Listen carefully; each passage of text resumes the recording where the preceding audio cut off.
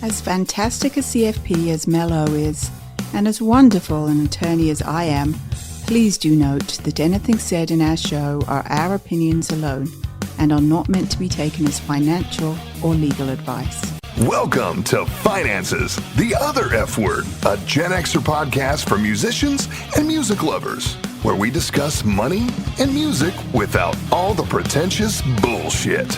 Here are your hosts, Zoe Terry, attorney at large, and Mel O, certified financial planner and author of Finances, the Other F Word.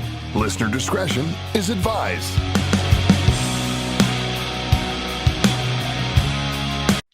Hey guys, welcome to Finances, the Other F Word. We are just jumping right into this today. Usually Zoe and I have a second to chit chat and catch up and bullshit. And nope, today we just literally hit the button and was like, woo, here we go. So hopefully this will be good and not blow super bad. But we are going to be talking today about, can the globe feed itself and its increasing population? So with everything going on, I'm sure some of you guys probably have read at the time of this recording that Putin has came out and said the peace talks with Ukraine are dead, completely dead. He is not interested in them doing them anymore. And so therefore, it does not look like we are going to be pulling out of this whole special military operation from Moscow at any time soon, which is a whole different set of things. But one of the things that we've talked about is, as this war drags on, what is the implications of agriculture globally? And to the ultimate question, can the United States feed itself if push came to shove? So those are going to be the things that we're going to be talking about today. So let me just really quickly go through some statistics for you guys that you may or may not know. All right. So current estimated global population is 7.9 billion people. And it is estimated by 2050 that the global population will increase to an estimated 10.9 billion to 11 billion people. Now, most American farmers, as most developed nation farmers, have switched to single crop production so that they can mechanize the process. They can follow the harvesting cycle easier. They can buy certain pesticides and certain fertilizer, and they can streamline their entire process and have it less labor intensive, thus being cheaper. Now, when we think of greenhouse gases, a lot of times we might think of California freeway where everybody's just stopped and all the engines are running.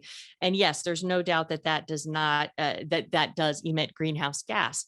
But it turns out that agriculture is one of the biggest contributors to climate change. Agriculture emits more greenhouse gas than all of the cars, trucks, trains, and airplanes combined. And this is due to cow farts, right? The methane that's released from cattle, but also rice farms. And I did not know this. Rice farms produce a ton of methane that goes into the atmosphere. And then, of course, that's followed by all of the fertilizer that's used on various crops. And it's coupled with the fact that when people need to make more crops happen, they just clear more land, which is typically forested land and or rainforest land, which, of course, we know takes CO2 out of the air.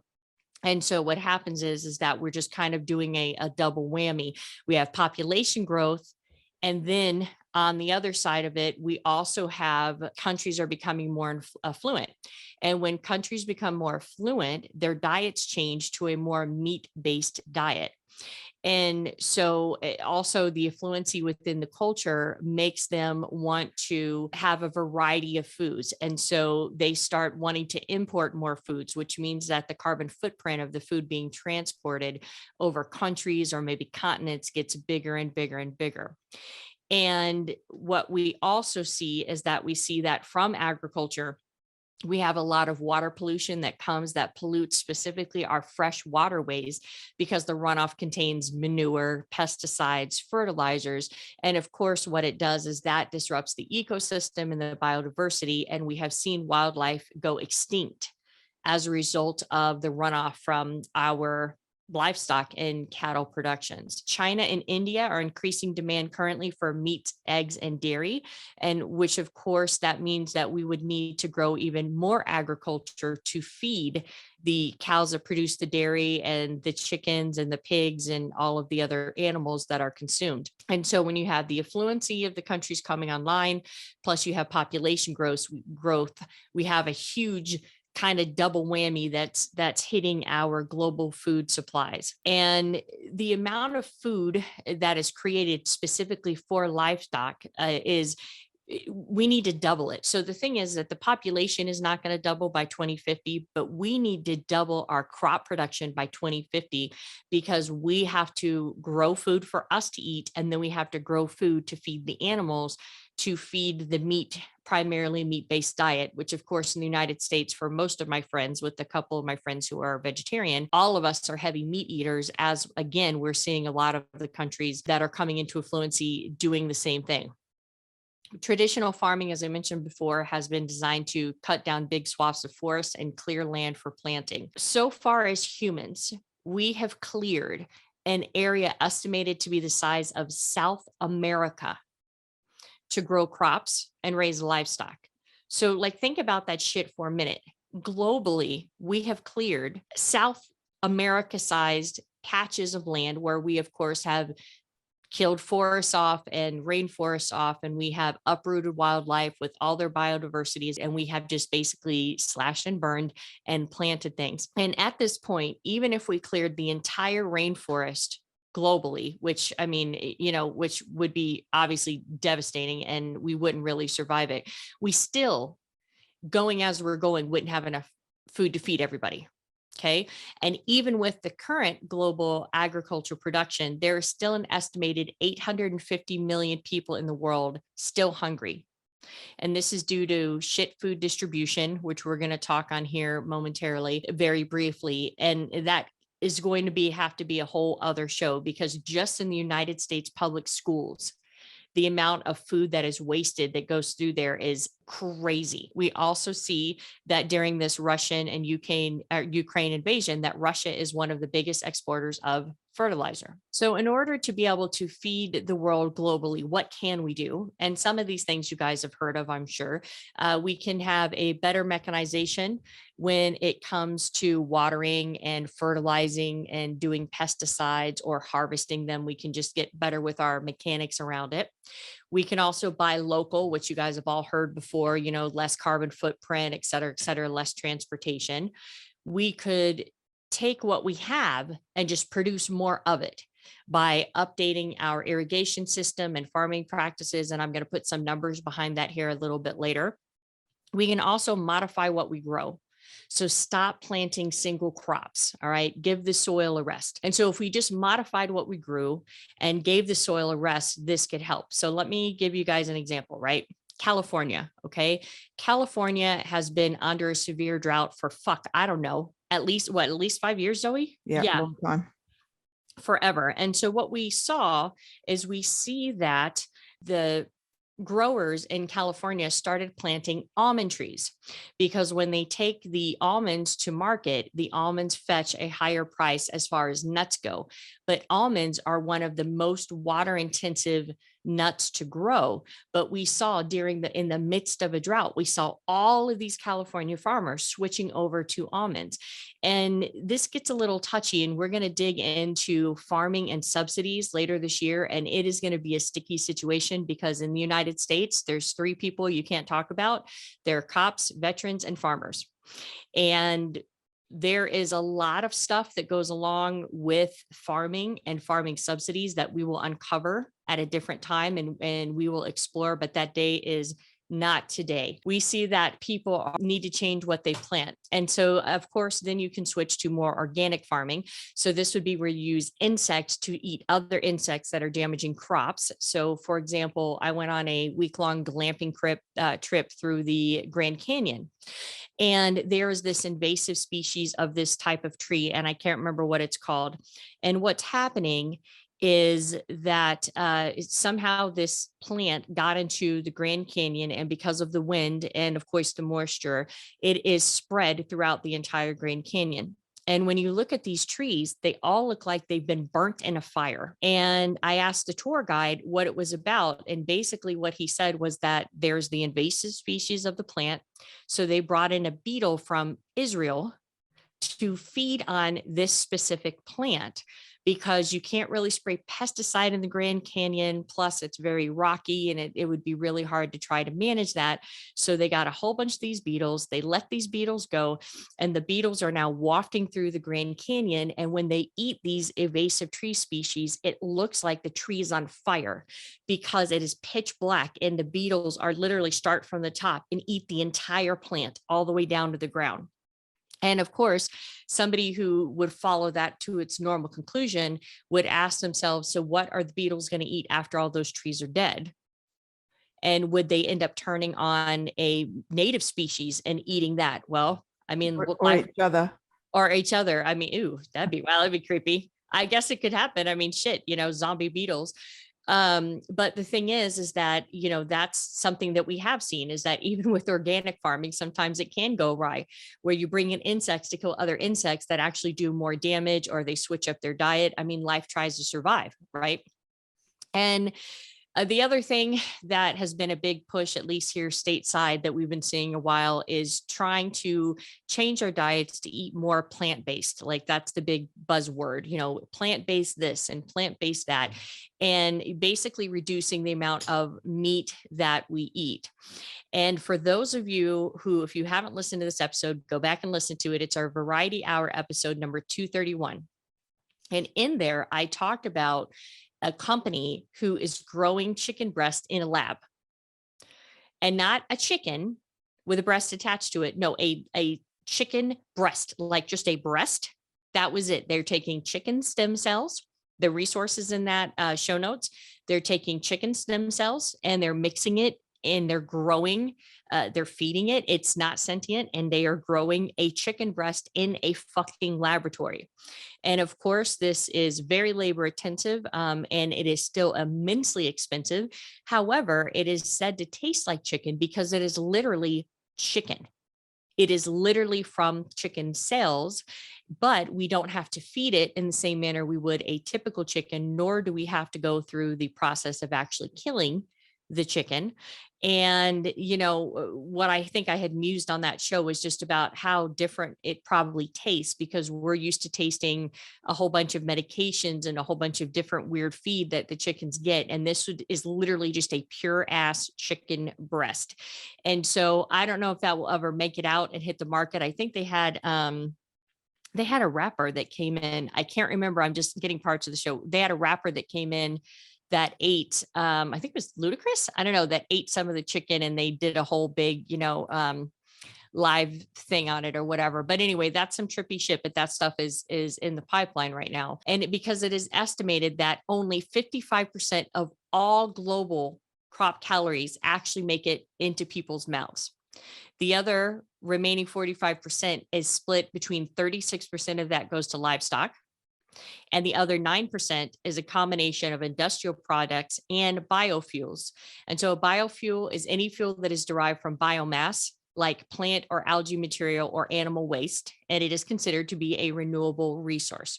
So 55% of it goes in our mouths, 45% of it is split between feeding it to livestock, which is the lion's share at 36%, and 9% in biofuels and industrial products. But the calories we put into livestock don't come out one for one. We don't put in 1 calorie and 1 calorie comes out. That's not how it works. As a matter of fact, what we see is that for every 100 calories of grain we feed an animal, we only get 40 new calories of milk, or 22 new calories of eggs, 12 calories of chicken, 10 calories of pork, or 3 of beef. So every time we do this, we're at a net loss. And this is really hard because I love meat. I love meat. I went vegan for a month, and I wanted to punch everybody within a 2-foot radius of me constantly. And, when we're looking at the meat consumption, we are constantly at a net loss every single time we are feeding grain to animals. And again, I'm not talking about pasture raised. I'm talking more about, the awful feedlots and the caged chickens and things that you see. They also suggest that if you just do something as simple as maybe switching to chicken or pork or pasture raised beef.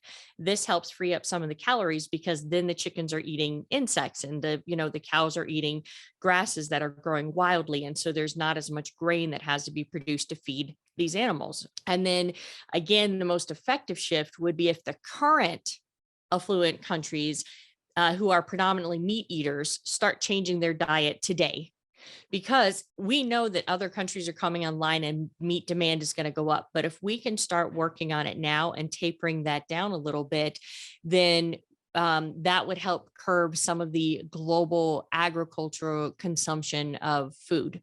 And speaking of that, we have food waste. All right. And we touched on that with the public schools, but it's everywhere. When COVID happened and all of a sudden all the restaurants closed, what we saw was massive amounts of mulching going on, where there were so many crops that had been designed to go to restaurants that were now closed, that they just simply did not have the infrastructure in place to get them to the market fast enough, and or just had way too much of it. And so you saw huge fields of squash and just massive amounts of food literally getting bulldozed and mulched, which was a really, really sad sight to see. And there's a couple different ways that we get food waste. So for affluent countries, waste occurs in homes and restaurants and supermarkets because, quite frankly, our food is cheap. And usually when something's cheap, you don't really think very much about wasting it. And as the United States, I'm obviously only talking for the United States, our portions are huge.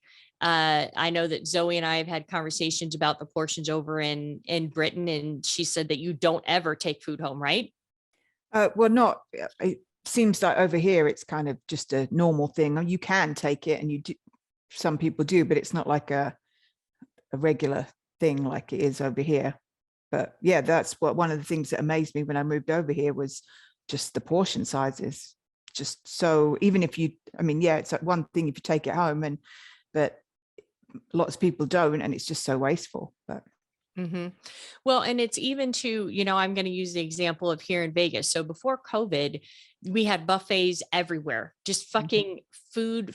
And the one thing that Vegas has always reminded me of is ancient Greece, where ships would come into ancient Greece just full of stuff, products and animals and food and all this stuff. And then they would leave completely empty and go back to their places of origin.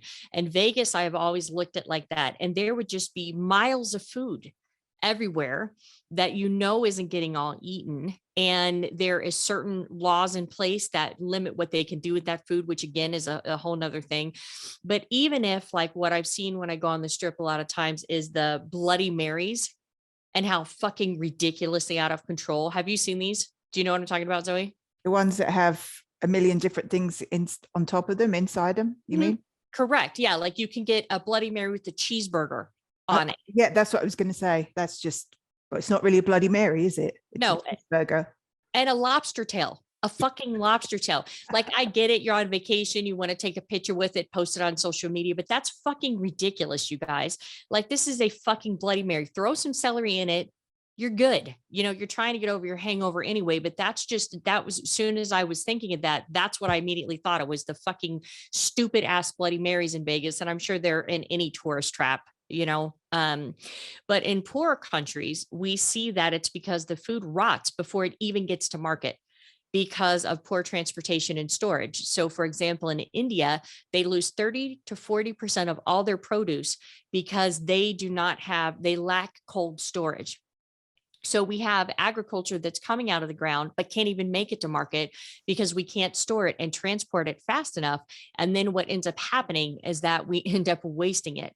And we're to the point now where expansion into more farmland is basically done, right? Because we have cleared most of the flat land that we can possibly clear. And now we have areas that are going to be plateaus and things of that nature. So for the most part, all of the cleared land that we have is pretty much what we're working with. And we're talking about these huge, big fields. We're talking about primarily only 4 crops: maize, rice, wheat, and soybeans. And those 4 crops alone globally make up almost 2/3 of all of the crops harvested and planted in these fields. So again, we have developed nations have streamlined their process to no crop biodiversity to just planting one thing and growing one thing in order to keep it cheap, right? And so there's a whole bunch of different factors that factor into agriculture. Some of them are socioeconomic, some of them are governmental. We see that in South Africa and Eastern Europe and some parts of Asia, farmers need better irrigation and fertilizer.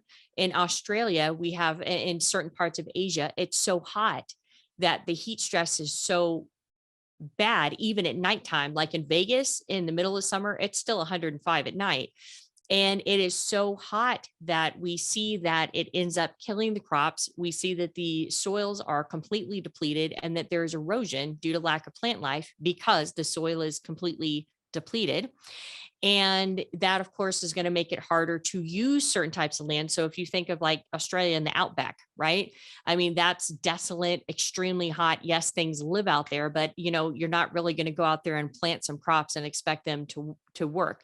And also, farmers in many regions lack of access to seed varieties, which would maybe give them a strand of crop that could maybe handle what the atmosphere in which they're trying to grow it just a little bit better. And climate change, you guys, is coming. Okay. Stop denying it, right? Climate change is here. It is coming. As a matter of fact, I think they just out of the climate council, they basically said that if we don't turn around and stop it now, we're going over a fucking cliff and we're not going to be able to come back. And this is not a climate change episode, but climate change is coming. And what will happen is as climate change happens and everything gets hotter, is that the farmland that is currently producing right now will become less bountiful, and the colder areas of the globe will become places that you can plant crops. And so just from climate change alone, they are expecting that the US will see at least a 20% decline in corn production. Brazil will see a 16% drop in corn production, and Indonesia will see a 20% drop in corn production. And remember that that's not corn specifically that we eat, that's also corn that is fed to our livestock. All right, so let's get into some numbers and harsh realities. It's estimated by the UN that approximately 75% of all crop biodiversity has disappeared since the 1900s. So what happens is we make a potato, okay? And we want to make this potato, we want to make it resilient to a certain type of disease. So we genetically engineer it. Then we have an entire crop of these potatoes that are resilient to this one main disease. And then another disease comes in and there's no biodiversity and it completely wipes it out. So think of like the Ireland potato famine between 1845 and 1849, where blight came through and it ended up completely wiping out their potato crop, which was literally the basis of their whole food pyramid. And so the question becomes, can the globe feed itself? Okay. If we don't have Russia invading Ukraine and we don't have other shit going on, can the globe actually produce enough food to feed itself? And the answer is hypothetically yes. But in order to do that, we would have to do a couple very strong and fast changes. And because we wouldn't have to clear any more land. And quite frankly, we can't really clear any more land. And so an estimate puts the average person needs about 1.4 kilograms of food per day. And that's not including the water to grow it, right? That's a whole different conversation. So that would require approximately 3.7 billion metric tons of food a year to feed everyone. Today, globally, in the world, we produce 4 billion metric tons of food per year. So we would need 3.7 billion metric tons. We currently produce 4 billion metric tons per year, but currently we waste 1.3 billion of those tons in food waste. Like I just mentioned earlier, according to the UN's Food and Agriculture Organization. And there's another study out of the University of Edinburgh who says that it's actually higher and it's at 44%. So as it stands now, we could feed ourselves globally, but we're not, because we're wasting 1.3 billion tons of the food that we do produce. The UN has said that states that there's 2.2 billion acres of previously deleted farmland, and that we could still use that farmland and we could reinvigorate it if we put fertilizers and proper irrigation systems into it. And we wouldn't need to reclaim all of the land, and a good portion of that land could be reforested. And if we did that, if we just went to the farmland that's laying barren right now because it's depleted and rehabbed it, we could produce an additional 500 million tons of food annually. Okay. And this is coming out of the UN. And another thing is that if we could take the land that we currently use to grow crops for biofuel, remember I said that 9% of the crops go to biofuels, between biofuels and industrial products. And so you're talking about corn, wheat, rice, sugarcane, and sugar beets. So they're estimating almost 6 million hectares. Hectares, am I saying that right? That'll do. Yeah, exactly. That'll do, pig. That'll do.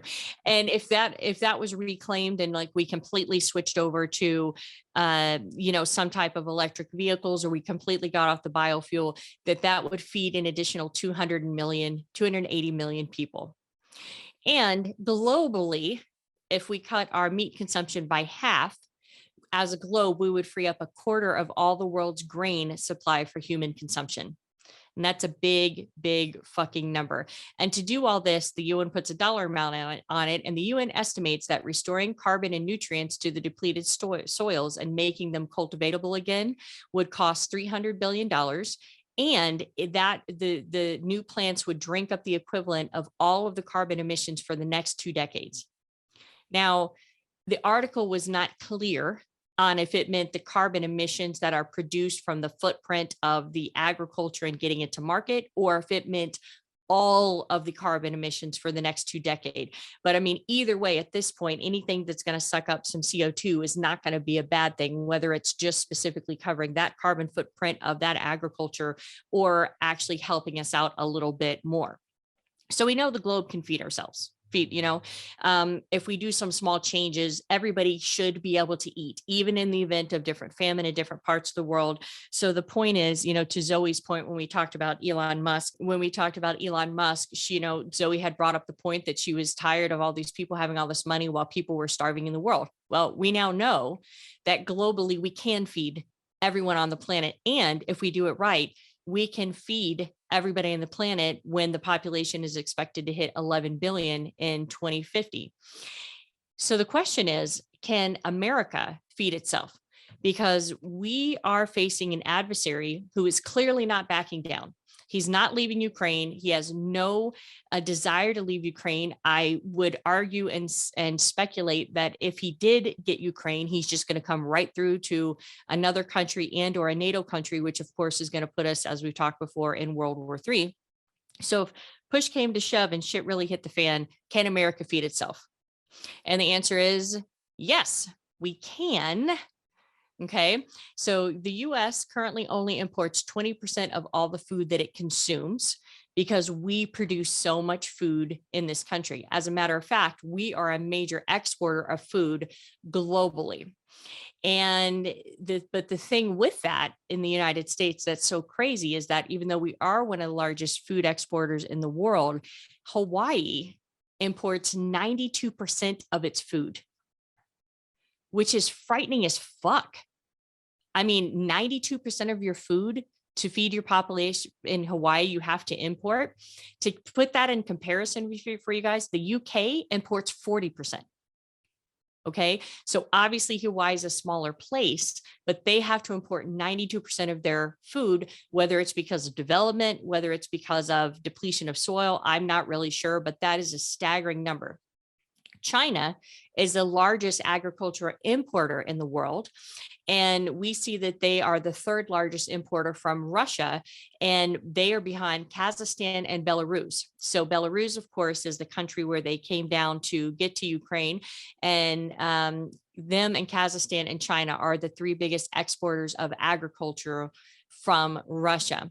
And a lot of the reason why we see our developing countries import the food they do is because it's cheaper to do it than to grow it themselves. And from an economic standpoint, I love that. But at the same point, I mean, because I love the fact that if we import food, it's cheaper for us, but maybe it helps a country that's just trying to come online with its agriculture, and it maybe helps them bring them up a little bit, as far as in the, the class systems and the global thing. That's all a really good thing. But at the same time, it goes back to that we really just don't have a true respect for food in the United States.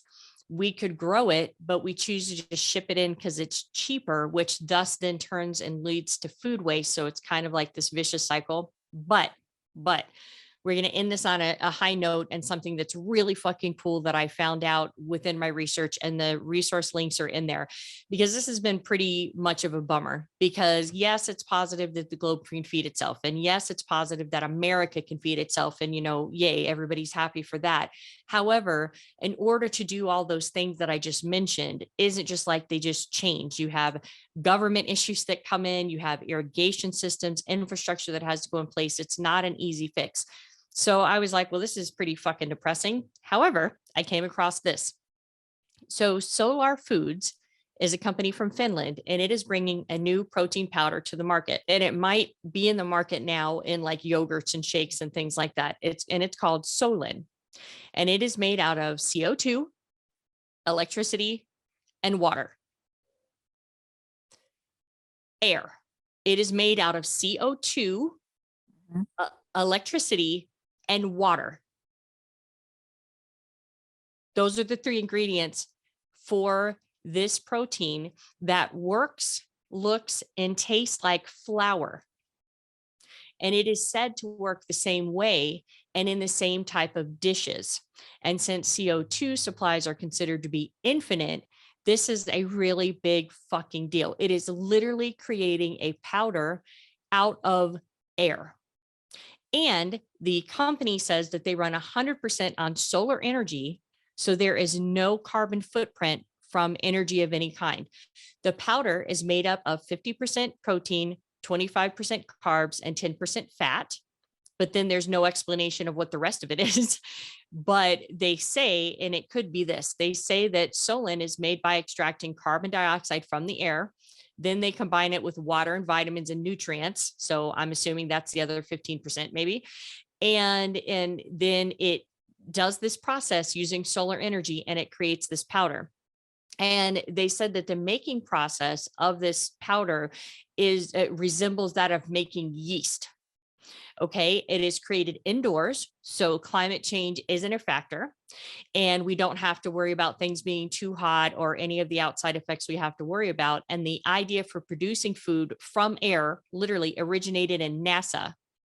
And now Solar Foods is working together with the European Space Agency to make Solin available for production and consumption in space. Okay, but let me go back to that, because I think that you probably brushed over that.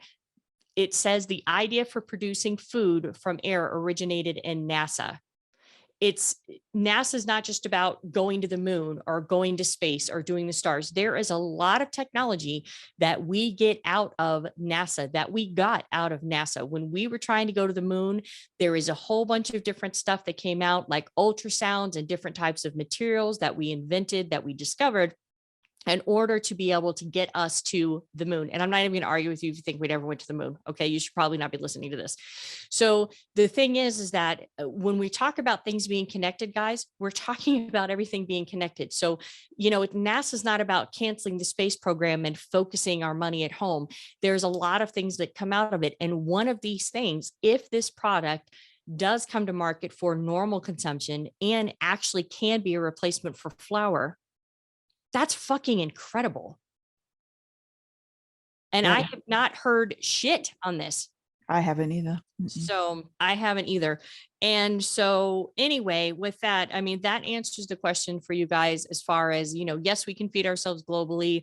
As we're looking at the Ukraine conflict and everything that's going on, then the concern is, could there be global famine? Well, as it sits right now, there still could be global famine, but we can feed ourselves as a globe. We just haven't put ourselves in a position, I'll just be lenient with it. We haven't put ourselves in a position where we can actually do that. But as Americans, we do produce enough food as it stands now to feed ourselves. Now, not barring a war or climate change, that's where we are today. And so I know that wasn't the most uplifting episode ever, but this is stuff that you guys need to think of when we're looking at on the macro level. And this is even with investment. You need to understand how everything's interconnected so that you can understand where money is going to be flowing to. And that's why this is such a big deal. So that's all I got. Well, I'm hungry now. You're gonna go eat some wheat? No, I'm gonna try some of that powder I've got. Oh yeah, exactly. I've got my hands on. Yeah, exactly. So with that, we want to thank you guys for listening. Go ahead and follow us on social media at Finance is the Other F Word. You can find me on TikTok at FTOFW_podcast. And of course, you can view us on our YouTube channel and see Zoe and I's beautiful faces. Make sure you follow Lily Lou Mittens on Instagram. And grab my book, Finance is the Other F Word, Another F Word to Love. And with that, we are out this bitch. Cheerio. Thanks for listening. If you like us, subscribe wherever you get your podcasts.